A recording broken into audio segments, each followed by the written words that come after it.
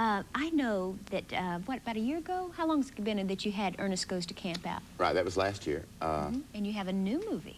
Yeah, strangely. Well, nothing strange about it, really. It's called Ernest Saves Christmas. Don't tell me there's nothing strange about this movie. Well, I'm in it, so that's strange enough. It's called Ernest Saves Christmas, and Ernest is a cab driver in Orlando. And Santa Claus rides to Orlando, the real Santa Claus. The real one, okay. Only he takes a commercial flight, and he ships the reindeer down. Okay. And because Santa Claus doesn't carry identification or money, he gets picked up for vagrancy on Christmas Eve. Oh. So it's up to Ernest to get Santa Claus out of jail, to get the reindeer out of the cargo department. Oh. And it's a crazy race, and he has to get Santa Claus free for Christmas. I bet this is cute. I can't wait. When is this going to be out? I think our premiere is November 11th, so it'll be right in time for Thanksgiving and Christmas. That's great. That's great. Ernest Goes to Camp, that was a great movie. Did you have fun? Was that your first full-length movie? Yeah, that was well, no, I did Dr. Otto, but that was a little weird. Well, you are good. You are good. Let me segue into this here. When it comes to preparing the Thanksgiving dinner, we all have our own traditions. My good friend Dick DiBartolo invited us over to share some of his recipes. You know, it's Thanksgiving, and the best part of Thanksgiving, making the Thanksgiving dinner. I do it totally from scratch. Follow along and hope you can keep up with me. First thing, cranberry sauce. I make it from scratch. I pick my own cranberries. I put them in these bags that say cranberry, so I remember what they are. So we throw cranberries into boiling hot water. We stir them around. And while they're cooking, I prepare a bed of cabbage, okay? Now, you arrange the cabbage on a dish. If you don't make a lot of cranberry sauce, you might want to just make a little cot of cabbage. Or if you have kids, maybe 2 bunk beds of cabbage. You can do whatever you want, a little day bed of cabbage. We have this over here. These are going to be the little sheets. These are little pillowcases. I really get into this, don't I? And put that there. That looks beautiful. So that's arranged, and 5, 4, 3, 2, 1. Boy, you have to be very critical with the cranberries. I think they're just about done. Oh, boy, did I call it right this time? Perfect. Another one of my favorites is yams or sweet potatoes. I don't know the difference. You know what I do? I buy whatever is cheaper. But candied yams or sweet potatoes is where it's at for me. A lot of people use brown sugar. This is something you don't see in many of the recipe books. I use chocolate bars. Just break those in there. You know, another one of my favorite, my Toll House sweet potatoes are a big hit. Just break those in there. You can add pecans if you want, raisins. And just stir that in. And I kind of leave it lumpy, you know what I mean? Because to me, lumpy is homemade. Let's see, I have the candied yams. I made the cranberry sauce. What else does one need for Thanksgiving? Turkey, I forgot the turkey. I'm making the turkey now. You know what I do? It's a shortcut you might want to try. You get those frozen TV turkey dinners. Now I'll show you what to do here. Okay.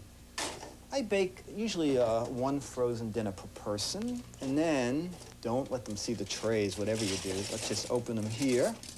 Just move this guy, whoa, a little hot there. And I take the turkey, put it on the, hope everybody likes white meat, or I'm really out of luck if they ask for a drumstick. I always say that they didn't look good and I didn't serve them. I put the stuffing in another dish, the mashed potatoes in another dish. And for this time, I'm not going to use the carrots because I made my own carrots. Like I said, you know, it's homemade. Well, the table's set. There's just one thing to do before company comes, and that's to put the meat back on the turkey before they get here. So let's just start putting these things on. You know what's wonderful about this neat idea? It makes carving the turkey a breeze. Just hope that everybody wants white meat. That's the only thing. Put this guy here. And you know, while I'm doing this, I just want to remind you people that you have a lot to be thankful for. Mainly that you're not coming to this dinner. What a turkey, you know what I mean? If anybody does.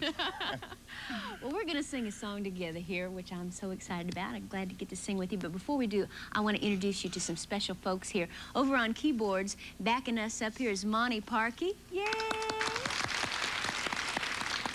And the man sitting back over here to the side of the piano is Tom Rutledge, and he happens to be my husband. Well, see. Yeah. Well, listen, I tell you, this is one of my favorite songs of all time, but I think it makes a nice Thanksgiving Day song. What do you think? Oh, certainly. Well, let's sing it.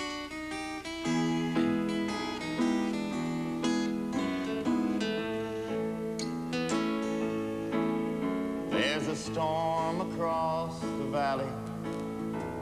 The clouds are rolling in. The afternoon is heavy on your shoulder.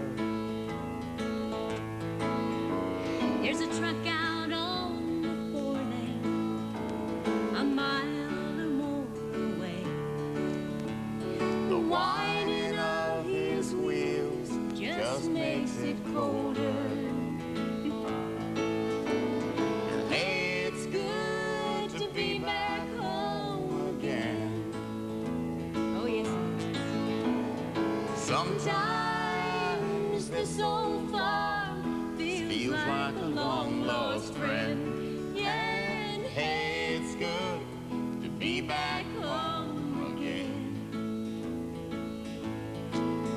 It's the sweetest thing I know of, just spending time with you. It's the little things that makes a house a home, don't you think? Like a fire burning softly and supper on the stove. And the light in your eyes that makes me warm. And hey, it's good to be back home again. Well, yes, it Sometimes this old farm feels like a long-lost friend. is. Yeah, and Hey, it's good to be back home again. Hey, it's good to be back home again. it sure is. Good to have you at home with me. Thank Thank you, Jim. We're going to be back very shortly with Jim's peachy sweet potatoes. Woo!